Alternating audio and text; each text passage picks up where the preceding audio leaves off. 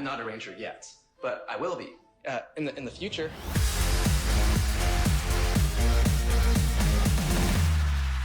Once a ranger, Always a ranger. Zedd's new obsession, Tommy Oliver. Welcome back to Once a Ranger. I'm Minhas. I'm joined with Akil and Nub.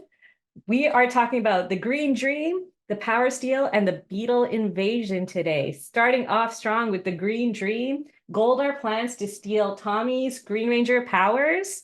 It's not something that we've, so not anything new, but still quite the episode. Quite the episode. Akil, let us know what you think. My first thought was, did Jason's dad write this episode? Because it was on the screen, it was written by Thomas St. John. And that was the first thing that came to mind. That's so funny. But yes, this is quite the episode. This is like a high stakes plot. I think it's a very good plot from Lord Zedd over here. Single out the weakest ranger, single out each ranger in succession after that. Get the sword of power, which I learned halfway through is different from the power sword. Yes. You're probably like, wait a second, what? When did we get introduced to this? I didn't know the sword of power was a thing. I don't know if it's ever been mentioned before, to be fair. It wasn't. This is the first time it's been mentioned. It wasn't, but the Power Rangers immediately knew what it was and immediately knew how to summon it. And I guess a little bit about what it did. I don't know what it did, aside from glow and be a sword. And teleport. The sword can also teleport. Yeah. I think this means that there's a lot of fights that we don't see. Like, there's a lot of stuff going on that we don't see, right? And that kind of makes sense, right? Yeah. Like, the way when we were watching the 30th anniversary, and we're like, why is Billy like, you're like a father figure to us? Like, I don't understand. We haven't seen that at all. But if there's stuff going on, and this is, not a good, it should be like obvious when we watch it. It's not a good explanation, but it makes sense that they hang out and they talk to each other. There's training, definitely has to be training. Like, they can't just like only meet up with Zordon when there's emergencies. There has to be like in between stuff where they're like, hey, like information sessions, study sessions, stuff like that. And this is something the comics does show as well. So they show different adventures, right? So it is more expansive than what we're shown in the actual series, but they do show those smaller moments in general, which is really nice. Yeah, I can't imagine what the Rangers' schedule is like, because every episode they are fighting monsters and doing ranger stuff, and they're fighting pollution or fighting bullying or whatever as humans, as like regular teenagers. Yeah, and going to school, doing on their off days, having bad dreams, apparently. Yeah. I really liked that. I really liked Tommy kind of trying to decipher why he's having this dream, and he's like, oh, I think it may be a sign that my powers are coming to an end. And I was just like, oh, it's such a nice little tidbit to throw in there and like set up for what's going to be this like whole arc that we're seeing in these next few episodes. Yeah, I agree. Said that at the end.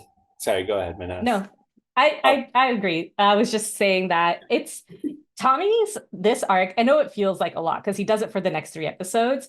He's always like sad at the end, but I love it. And I really feel for Tommy here. I feel a lot of emotions with these episodes. It really tugs at my heartstrings. And while I was watching these, I'm like, this is why I love Power Rangers. Like, really, now we're really getting into the heart of why I love Power Rangers. I feel like season 1 wasn't a good representation of that, even though it was good. This season, these episodes, and this is also why I love Tommy. Like, you forget again. I was just like, oh my God, Tommy. Like, I just want to give him a hug. I'm like, it'll be okay. And okay, we start to showcase a lot more of Jason's leadership because Tommy is faltering. And it's subtle at first, but it gets more and more prominent as like episodes go by, which makes me a little bitter because of, Yeah. then I why? know. Why Zordon? But but even here, Jason is like always kind of like doing an emotional sport, which for Tommy, which we don't really like isn't Jason's strong point, as we know, but he's really holding the team together in like the next 3 episodes. He's the one who has to be like, all right, guys, like this is the plan, this is what we're gonna do. And it's not in your face about it, which is what I really like as well. I just like, oh my God, Jason, really hats off to him in this episode and the next few episodes. Yeah, he really pulls in the leadership thing. Yeah. I do agree about the emotional weight of these episodes, and I think the future episodes that follow this. Um, and it's a little skipping to the end of this episode, but I think that episode is the first time a random, like just a non-multi-parter episode has ended so like emotionally. Like it was just Jason, Tommy, and Kim, and the like school empty, and Tommy's just reflecting on his powers, and they're just like all kind of sullen. And I was just like, I don't know if Power Rangers has ever ended this way, unless there's like obviously like a to be continued type situation, right? It was just like, and it was a human thing. It wasn't like, oh, the Zords are gone or the powers are gone. It was just these people just really trying to, navigate the emotion of the potential loss of these powers. I was just like, this is so different. And I think Akil, you even put in your notes about like the theme song and how it feels more, and the season as a whole feels more mature. If you want to touch on that. Yeah, because we haven't talked about that yet, but I've been feeling that since episode 1 of season 2. Like this is I guess episode 2 is when they introduced the new theme song, but this like tonally is a completely different season. It feels a lot darker. It feels a lot more, I don't want to say real because it's Power Rangers, but you connect with it more. The stakes are higher. Like we do end on a sad note multiple times throughout the season so far, probably more. And like this is like a really mature Power Rangers, as weird as it is to say that. Um, I and yeah, oh, no, go ahead. well, I think you mentioned earlier on a previous episode that it gets worse. Not worse, but like it gets more real, it gets more serious as we go on. It does. It does get more stressful as time passes, but at the same time, we actually get a lot more nice moments. As you know, I'm like watching ahead because 13 years is too long for me. I'm impatient. Um, and we get more character moments. We get a lot more character moments. Yeah. So we have a lot less unmorphed time as well. So starting from now, you really, really get to know the characters, which I think also helps with the feel of the show. But also, not just that, it feels more teenagery. It doesn't feel like it's for children, even though, again, it looks like it's Power Rangers, right? But it really feels teenagery. The next season is like these guys are teenagers, and you really feel that they're teenagers. Yeah. Yeah. Yeah. And I think even the, and I said, I think in the last episode with or maybe the first episode with Zedd or whatever, I was worrying that he was just kind of following Rita's path. But these 3 episodes show that, yes, there's tendencies, okay, it's a monster, but like he has a very specific goal with Yeah. these monsters. Whereas Rita was like, just destroy the Rangers, but he's like, right now, he's all over Tommy, is just, which is great. It's smart and it's so effective, and like it's again, he has like a two-pronged attack, right? Yeah. It's in these 3, it's like capture Tommy or get Tommy, and then a monster to do something else with other Rangers. And I'm just like, oh, like it's escalating compared to Rita, and I just feel like that adds to Akil's point of it just being more mature, and yours of it being more like just serious and heavy, I guess. Yeah, and that's exactly what the difference is, I think, between Zed and Rita so far, is that Rita like watched the Rangers and then she made a hyper specific monster and sent it to attack them. Whereas Zed has a plan. He puts that plan into action and then he gets his hyper specific monster. Step 2. Rita lost the plot at some point. That's what happened. Zed, though, I'm glad we're finally starting to see, because now, 30 years later, it's kind of known that Zed is like a serious villain. He's one of the big bads. And rewatching this, it's like, whoa, like you can see why he's a real big bad, because he's quite militant. he knows what he's doing, really. He doesn't kind of just like scramble. Like his plans, as you said, Nev, are quite focused. They have a purpose. It's not just like, oh, here's an idea. I saw her like have a bad dream, and now I'm going to like do something with like a bad dream. He's quite the villain. Yeah. He knows what he's doing.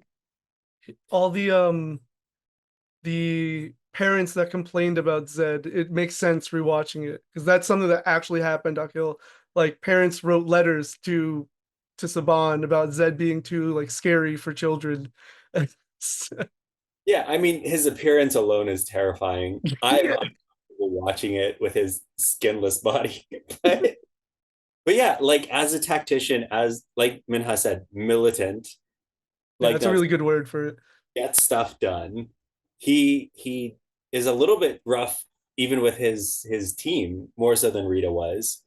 I think he threatened to clip Goldar's wings and clip Squat and Babu's ears. Yeah.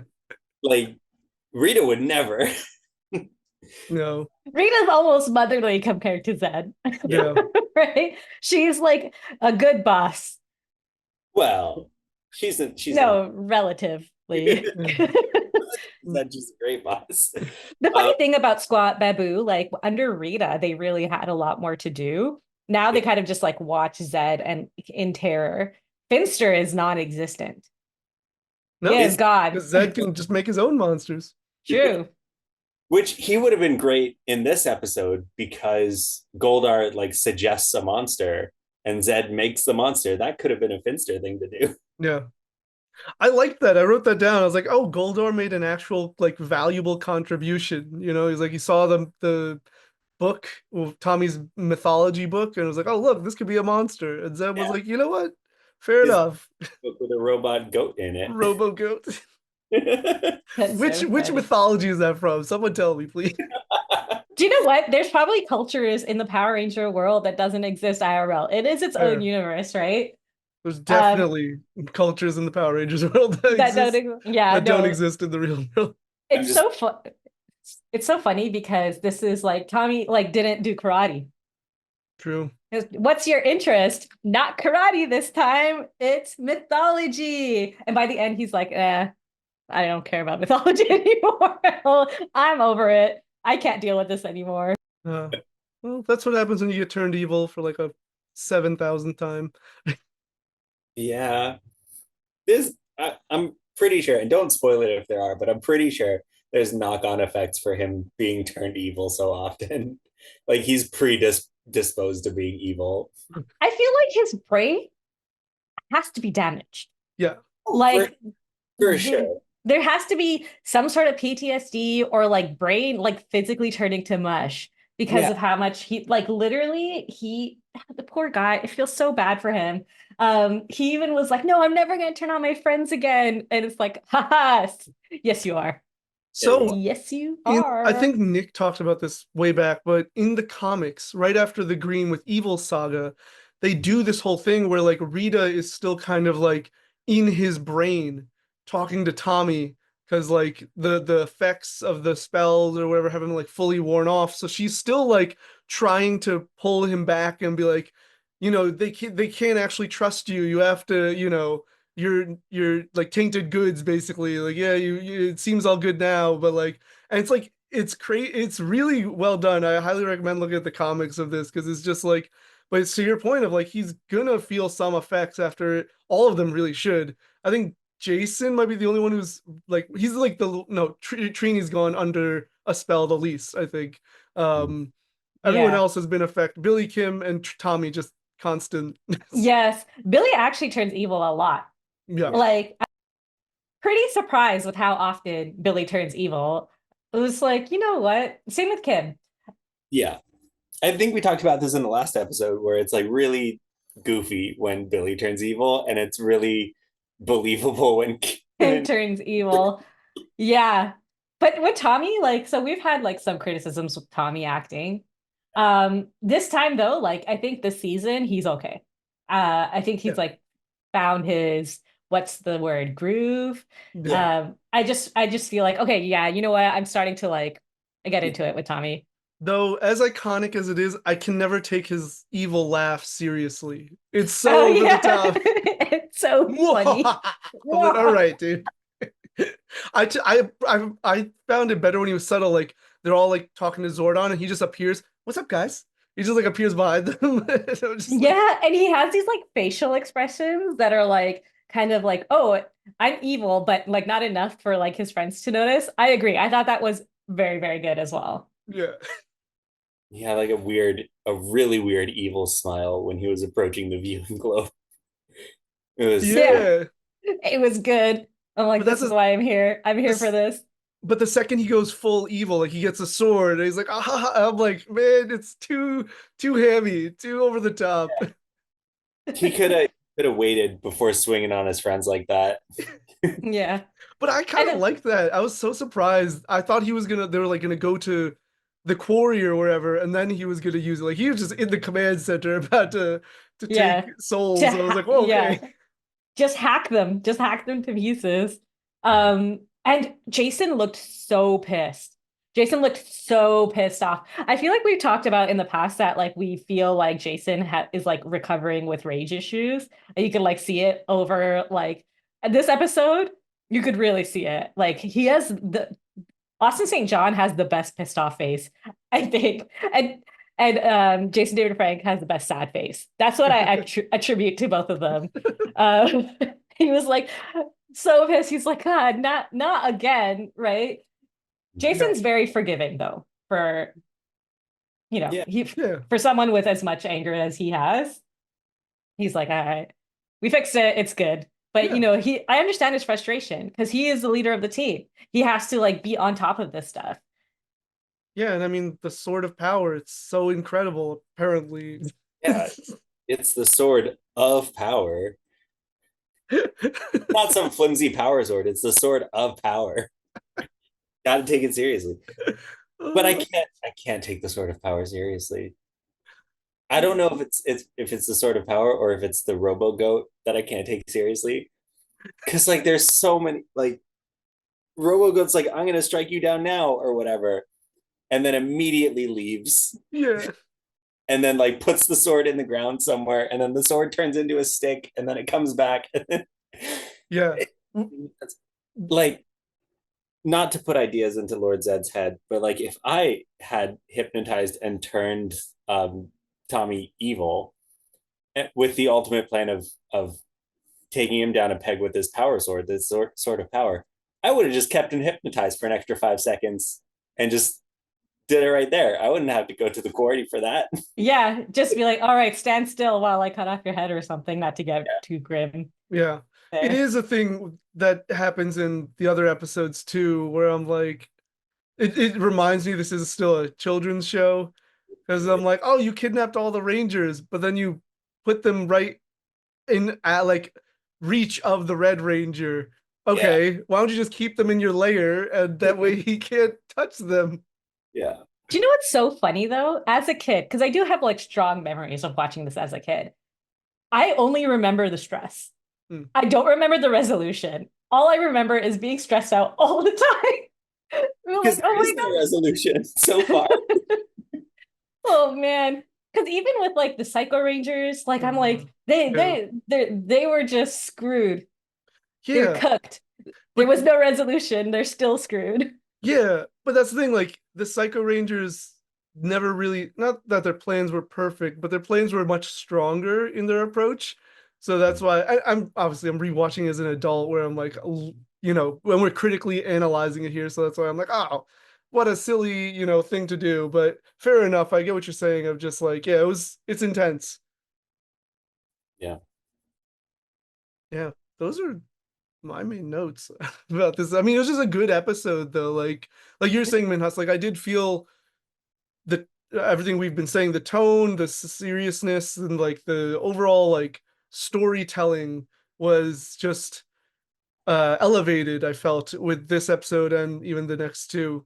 Yeah, and it's just this is like the setup for the tone for the next season entirely. Mm, I remember when last season when we were talking about the Zords like breaking apart and they just like, oh, don't worry, I just disassembled that. That stuff doesn't fly in this season. There Oh is yeah. no don't worry, I just disassembled that. Things have serious consequences now. There Yeah. are serious consequences to people's actions, which is crazy. All that is happening because we have access to American footage.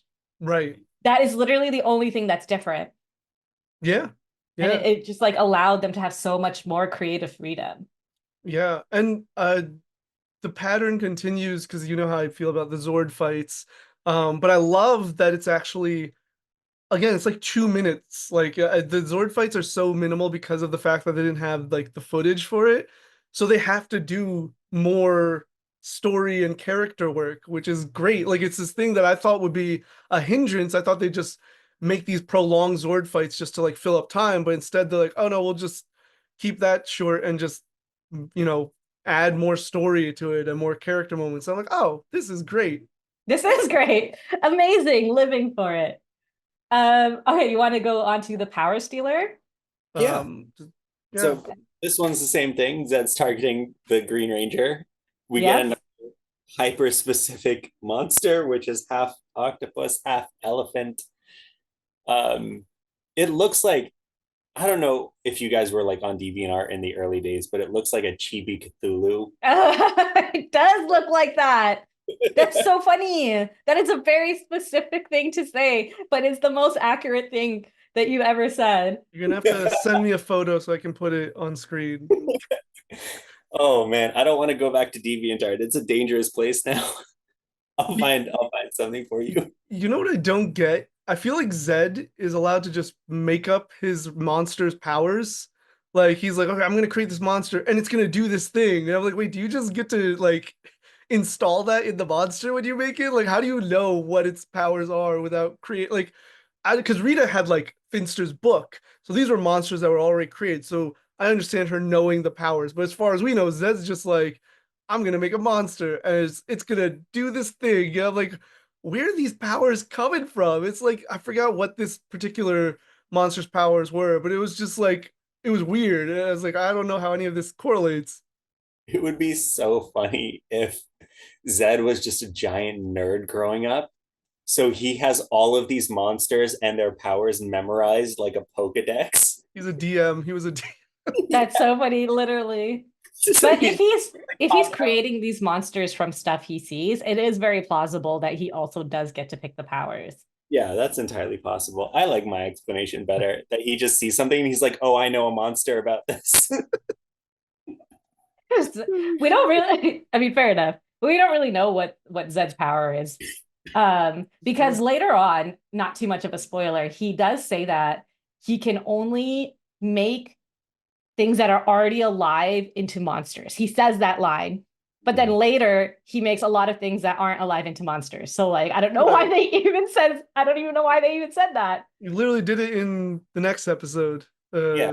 So I don't But know. Yeah, it was like, why did you even say that line? You didn't even need to say it. he didn't. But also there was one that we talked about last episode where he turned a monkey costume into a monster. Right. I don't what That's did he turn true. into Octo Phantom? Was that a living thing? I forget. I think he No. just made it He like just straight up out of thin air. yeah. Yeah, Zed's powers are kind of like, That's who fine. knows? Yeah. I'm not here for consistency. It's Power Rangers. It is Yeah. Power Rangers. There's actually a lot of inconsistencies in season 2, by the way, as For sure. well. And we'll get there when we get there, but like, it's just so much contradictions with each Yeah. other. Okay, so real quick, speaking of contradictions, this whole time in season 1 and early season 2, they're making fun of teenagers for being teenagers. And now they're making fun of teenagers for cleaning up. Like that's what makes them disgusting, the fact that they're cleaning stuff up. So that's just an inconsistency that I found. I love this plan because it is very Rita-esque, Yeah. right? So we start with Lord Zed being like, they don't like things dirty or ugly. I'm gonna make an ugly monster, which by the way is not the ugliest monster I've seen, So cute. right? The best part of this ugly monster is he thinks he's pretty. He thinks he's the most beautiful monster, and that is his weakness, which is my favorite plot. This is the best monster, guys. Like, It's so Also, specific. again, I forgot the exact power that he stated this monster has, but he sends the monster down and he's like, go do graffiti. It's just like, what? Go specifically make a mess of this thing that the Power Rangers are cleaning up. That's a Rita plan. Yeah. I was like, your plan to, he was like, oh, if I have them do graffiti, it'll lure them out. I was like, I'm pretty sure the presence of the monster will lure them out. You don't need to add to it. How evil are you, Zed? Your feet, so good. Such a weird touch, but perfect. Perfect for vindictiveness. But the thing is, like, yes, the putty showing up did lure the Power Rangers out, but then when they went back, Trini got so mad at the graffiti that it pulled the Power Rangers back out. She did. She was like, what? How dare you? Yeah. What'd you say? It was like some, the Pacific Heritage Monument. yeah, there you go. You know what? Understandable, Chini. I'm on your side. I'm on your side there. During AAPI month, come on. I don't know if it's AAPI month when this episode comes out. Yeah. But it is when we shot it. Well, is it? No. No. That was just a joke. That was just a joke. I have to stop saying things so straight faced. Okay, I'm sorry. No. You convinced us. So Yeah. This was like another small detail was I like that everybody recognized, like, referred to them as putties. yes. You know, it was like the Rangers did, then Bulk and Skull did, then the newscaster or the camera person did, and whatever. And I was just like, I don't know, it was again nice touch of like, okay, everybody understands the situation here. Cool. But like in season 1, everybody knew who Rita was. Yeah. Like I think it's a continuation of that. But they don't call them putties what? in season 1. Like the yeah. background people, like don't.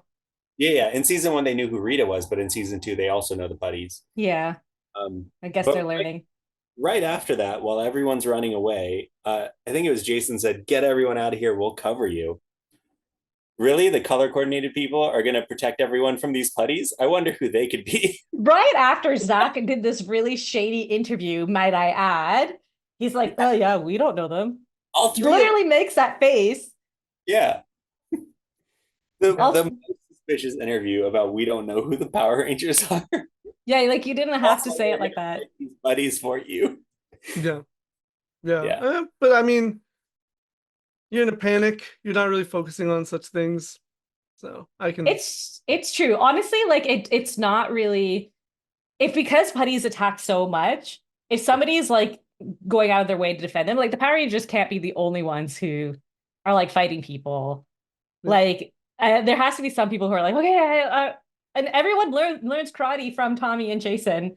So I'm sure like some people kind of have the ability to defend themselves. By the way, speaking of putties, there is an elevation of putties, I think starting now, where they dance a little before they attack in synchronization. Pay attention to that in the future. You'll see it a lot. I'll pay attention to that because that's hilarious. But there's also an innovation in that you can kick these putties in the symbol multiple times and they don't disappear. I was literally gonna bring that up. And I was like, I don't know if this is like intentional or not. Because if it was intentional of like, oh, maybe it takes more than one hit to the Z to destroy them, I would have been like, oh, cool. Like, yeah, but I just think it's an unintentional thing that happens. Because Tommy kicked one like 6 times right in the Z and nothing happened. Maybe some of them are just stronger. Like maybe it's like you didn't kick it enough pressure point or whatever. Like, because previously I was like, do you have to just like touch it or do you have to really punch it? So maybe it's just like some putties have just more. Maybe there's like a mechanism in there that when you hit the Z enough, it like compresses them inside. And you just have to hit it maybe in the right angle or hard enough. Could be like multiple of those things. Yeah. Sorry, that just reminded me of like when baby skulls aren't fully developed yet. And if you touch it too hard, they turn off. It's the same thing with the putties. Oh my God. Bones under the Z. So if you hit it too hard, it like destroys their organs. Yeah.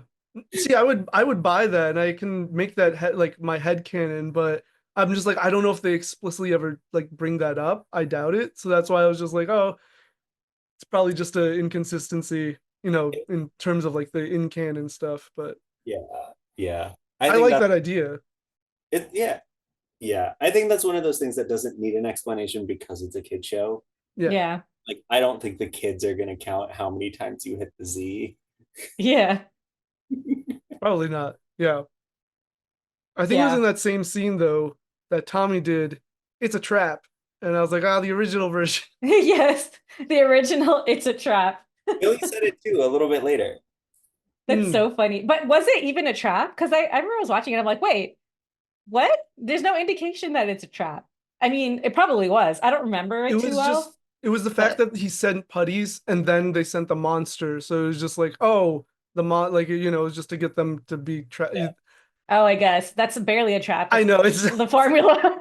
This That's is what happens all the time. yeah. for 5 days a week for the last year.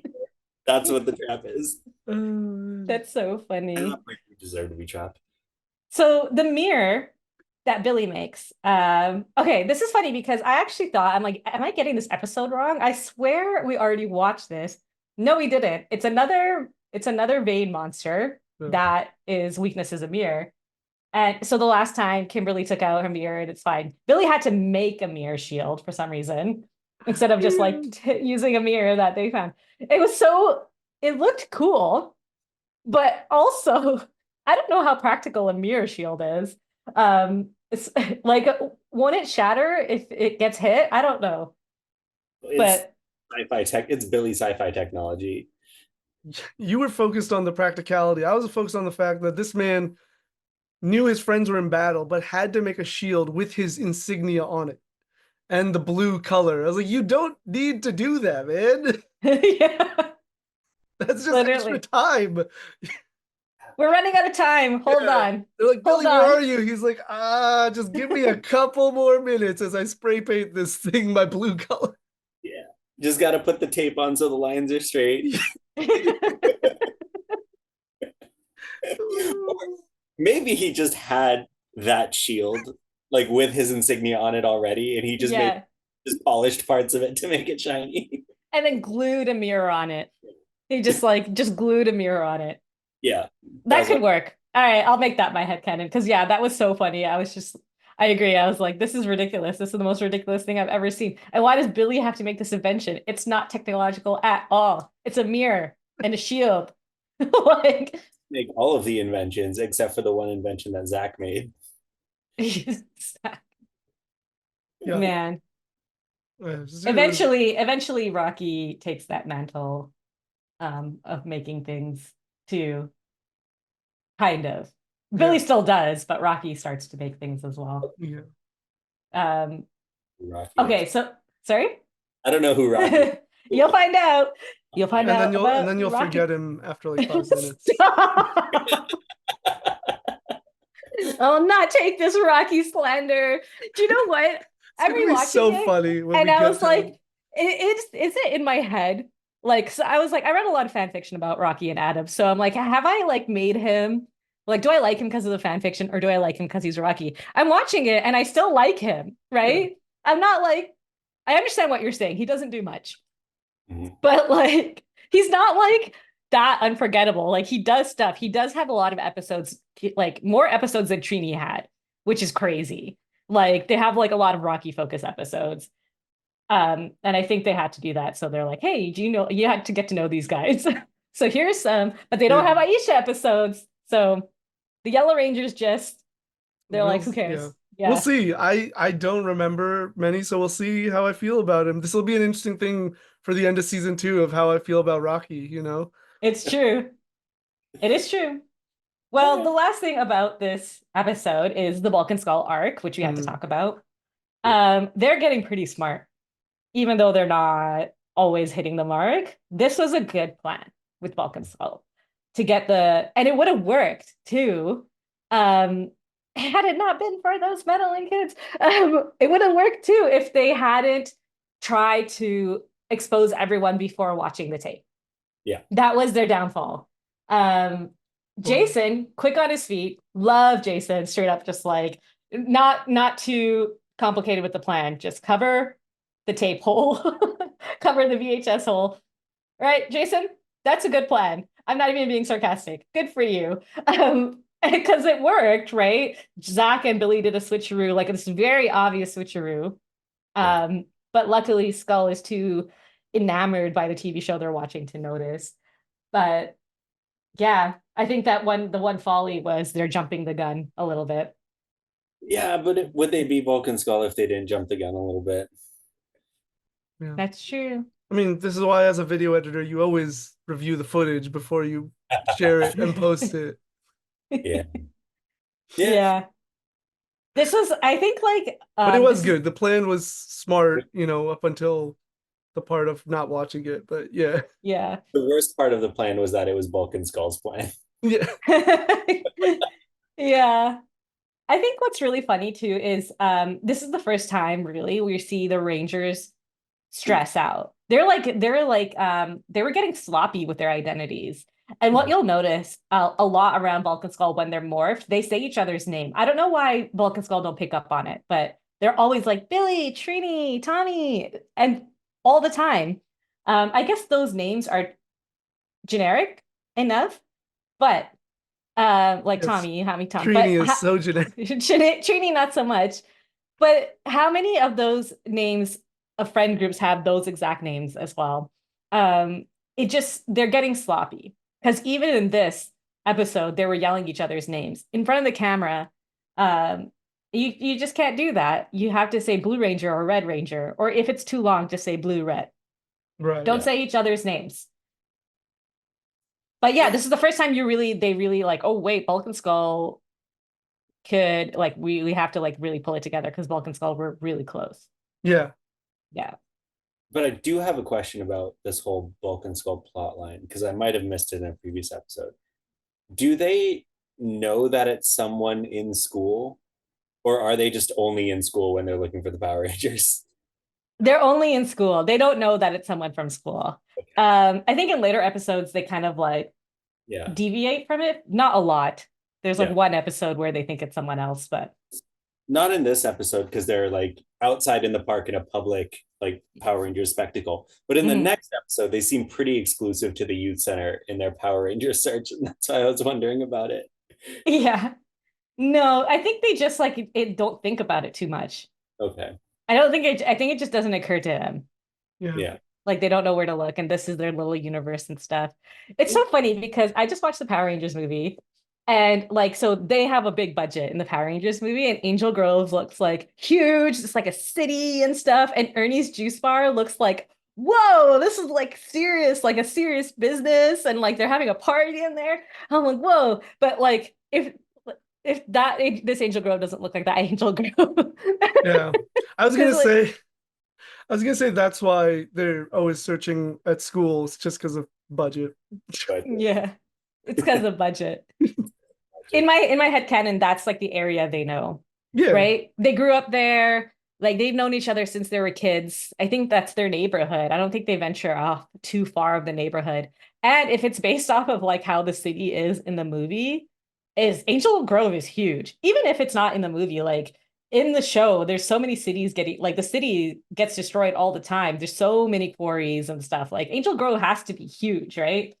oh, I thought it was just one downtown area and one quarry, and that's where the monster fights happen. Always the same. That's what I thought personally. I was like, there's one beach, there's one quarry, one like rock One- area, One school, one youth center. Yeah, exactly. There's multiple schools. There's not just one. Stone Canyon, they mentioned sometime. But that's I think a different town. Maybe it is in the same town. I thought it was a different town. I assume it's in the same town because Rocky, Adam, and Aisha are from there, but they mentioned that they grew up in Angel Grove, that they were born and raised in Angel Grove. So I assume it's like multiple schools in the same town. Because like I said, I think Angel Grove is pretty big. Like Yeah, I don't think it's like a tiny little area. Yeah, fair enough. I for some reason just assumed it was a whole different town that they like moved over from. So Yeah. I assumed two at first, but then Rocky was like, I've lived here my whole life. And then I was like, oh, okay. So I guess you've been here the whole time. Like, I guess in Angel Grove. And then there's a couple times where we meet their ancestors and they have lived in Angel Grove the whole time too. Like they've just been there. right, Like for generations, like and generations, they've been in Angel Grove. right. Speaking of Stone Canyon, Yeah, Stone Canyon, the beetle invasion. Okay, this episode, Ernie. Ernie is a coach. I love how sportsy Ernie is, right? I like how he's super into it, but he's always like goading the Power Rangers into doing stuff.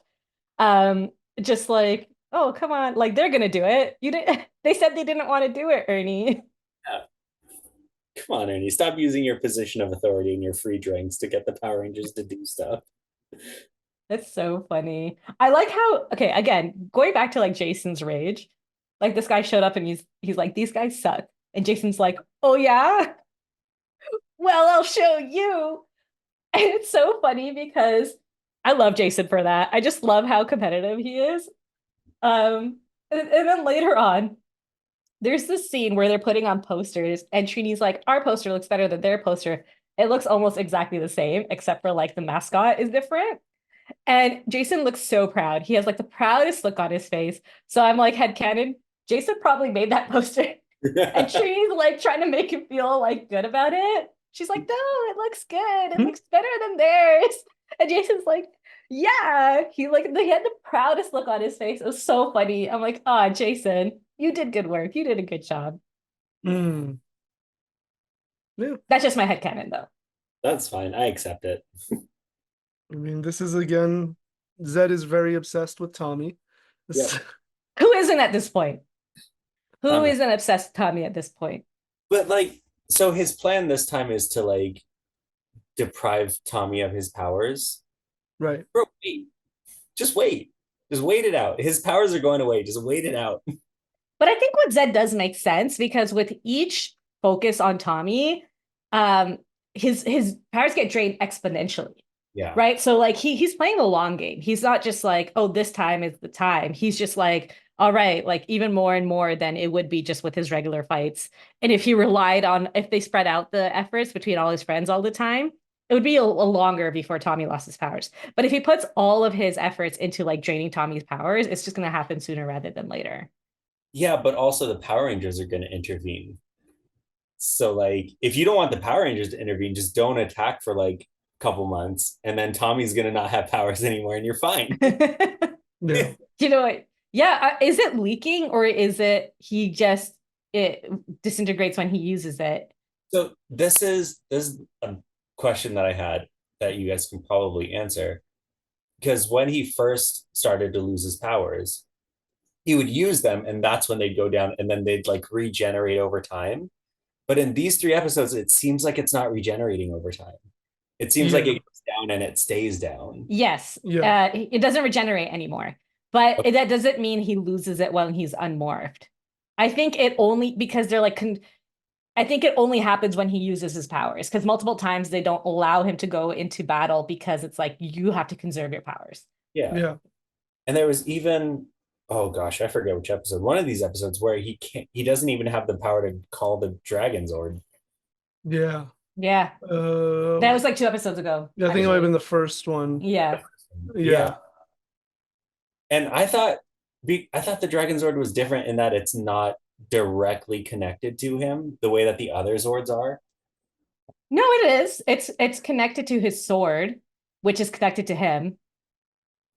Yeah, but I thought he could call the Dragon Zord without the powers. I might be getting the lore all wrong. Not the power sword, his dagger. That's what I meant. The Dragon Dagger. He can use the Dragon Dagger without his powers, can't he? I don't think so. I don't think so. Jason can you like no, I think they can only use it morphed. I don't think they can just like whip it out and like summon the sword. Yeah. He was in 2 episodes ago. He was morphed. We're losing the plot, but I'm like genuinely confused about this because I thought while he was morphed, he didn't need to like add special powers in order to call the Dragon Zord. I thought he just needed to blow into the flute while morphed. But it's No. a connection to his powers, right? Yeah. The Zord is connected to him and his powers. The flute is basically just like a conduit to Yeah. summon it, but it's still connected to his powers. Yeah, Oh. so if his powers are weak when he's morphed, yes, he needs to be morphed, but it does not just like, oh, I'm morphed, it's fine. He's weak morphed. So his connection to the Zords also is faltering. Okay. I thought Yeah. that his connection to his Zord was not as intimate, let's say, as the other Rangers' connections to their Zords. Hmm. The the Dragon Zord had a little bit more autonomy because he's outside the Zord all the time in the Zord fights. Right. So I thought like the Zord worked on its own a little bit, but I guess I was wrong about that. No, it's still No. just it's the flute is the means by which it's controlled. So that's why he doesn't go into it. But yeah, there's still that very personal like connection with the Morphin grid energy through the Zord and all that fun stuff. So what you're saying is this was a waste of money and I can't use it. I I'm wouldn't say glad it's you a bought waste of that. money. For those of you who are listening on the podcast, Akil just whipped out his own dragon dagger that he bought at a con recently. Yes. So it is never a waste of money to spend merch on Power Rangers. In fact, it is Hasbro's dream, and now they own Power Rangers, so they're probably like, "Yay, you are our target audience." So I actually didn't pay too much attention to this fight.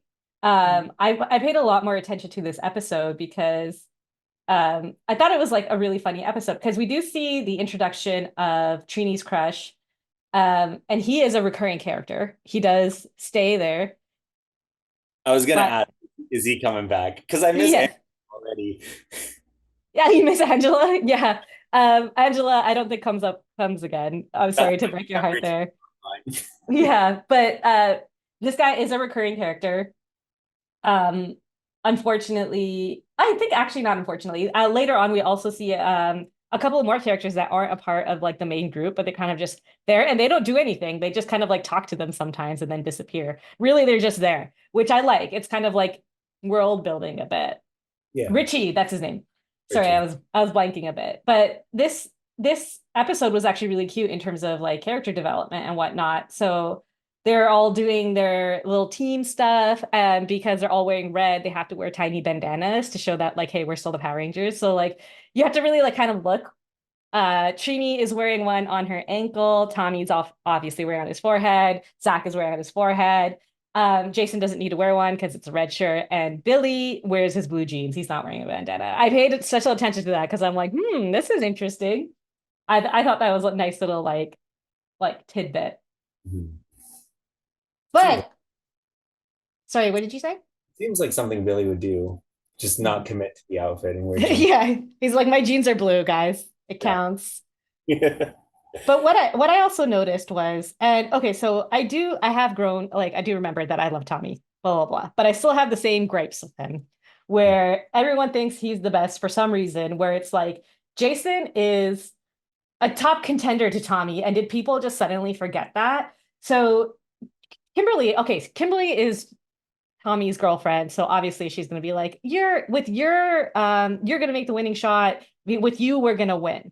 As if like Tommy is like holding the team together, but Jason is like as strong as an athlete as Tommy is. Like equal contender at least, right? You can argue who's better or whatever till your lungs are blue or your face is blue, but they're at least equal on equal ground. So at the end, we see like them playing and stuff, and Tommy doesn't even like Jason takes two shots and gets them in. Kimberly does one and Zach does one.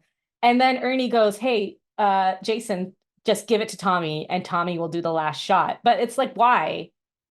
Jason is doing fine. I mean, it's teamwork, but like, why do we have to put the spotlight on Tommy? Well, because it's Tommy.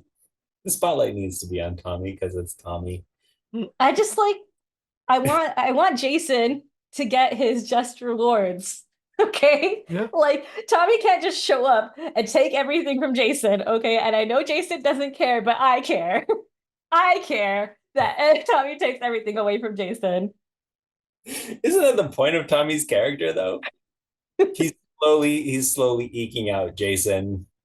Yeah. No, it is, but I hate it. Like Jason is a good leader.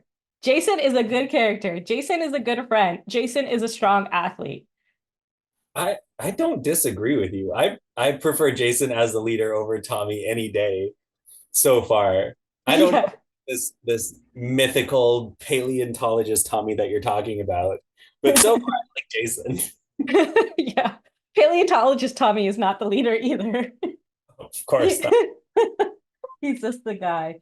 I'm Um, hope that Tommy gets better, but right now I'm still on Team Jason. he does get better, but not like while Jason's there. Okay. So while Jason's there, he's not strong enough to be leader. Are you disagreeing or Nev? You made a I'm face. disagreeing that he gets better. Oh, okay. Fair enough. That's fair enough. He definitely doesn't get better with Jason there. Jason is the strongest leader like in that group. And we're gonna get comments if people make it this far in the video being like, you are wrong. Tommy is the strongest leader. But Jason, IMO, and in Nub's MO is the strongest leader. Jason is the strongest leader. Yeah, yeah, no, absolutely. And that's the thing is, it very much becomes about Tommy. Maybe that's why I particularly get annoyed with season two, more than anything. That's maybe why I hadn't watched it for so long, is because I don't want to watch the Tommy Oliver show. That's Yeah. that's what it kind of becomes to some degree. And that's where Rocky gets, pushed to. Unfortunately, he steps in at a point where it's already all about Tommy, Yeah. and he doesn't have. Understandably, they're not gonna have him have the same personality as Jason, which is fine. But then, like, you kind of need that Jason personality to even compete with Tommy, right? And Rocky doesn't have that. So it's not really a slight on him. It's more of just, the dynamic they decided to go with. And so, Yeah. When I have to defend Rocky, usually it's like the argument is, well, he's red, why isn't he trying to be the leader? And I'm like, but he's not the leader. At yeah, that point, he never was the leader. He was a new guy. He's the new guy. All he understands yeah, is, hey, like I this is just the dynamic that has always been there and I yeah, am trying to be here now. right. Why would he even try to be the leader? He doesn't know that red is the leader. Yeah, Like, in exactly. what world? Like, unless sit there and explain, oh, Red used to be the leader, but you're not you. Yeah, Like, no, what? absolutely. Yeah. And But again, him, like, sorry, go ahead. No, it's like literally that it is the Tommy show. yeah. And it's, again, because they gave Rocky this personality of way more like chill and kind of like just very friendly and fun versus This is Jason too fun. being this more like imposing kind of personality. Rocky's not going to come like if it was inversed, if it was inverted where like Jason was taking over, you might have actually seen like a power struggle because like those personalities really like clash. But that's not Mhm. Rocky, so he was just like, okay. And he's new. Like, what do you when you're new to like a job or something, you don't like immediately take over, right? You're not like, oh yeah, Right. I know how to do everything. No, you gotta let whoever's been there who has tenure to, kind of lead the way. So It's yeah. true. Well, and I kind of allowed for Rocky and Adam to have like an interesting dynamic on the side. And I'm not just saying that as someone who made a bunch of Rocky and Adam edits. Maybe I am. But they do have like a very interesting friendship that is because of as you mentioned, the Zord fights and whatnot being very limited. You do get to see that Mm, more than Jason and Zach, which is like Rocky and Adam is what I want to see from Jason and Zach in season one because it's there. Jason, that like baseline of that friendship, that very strong friendship is there. We just don't see it, right? mm, Same with like Kimberly and Aisha is what I wanted to see with Trini and Kimberly. But what kind of like not irks me, but like Trini is so strong and independent. And Aisha is like also strong and independent, but her interests align with Kimberly, mm. right? They're both like very like girly, they like shopping, she's interested in fashion and stuff, right? So it makes sense that they would be like best friends like immediately. But I'm like, I miss Trini. Mm. I miss Trini. Aisha's a good ranger too, but I Mhm. miss Trini. Anyways, that's my opinions on Mhm. on Rocky Adam and and Aisha. Yeah.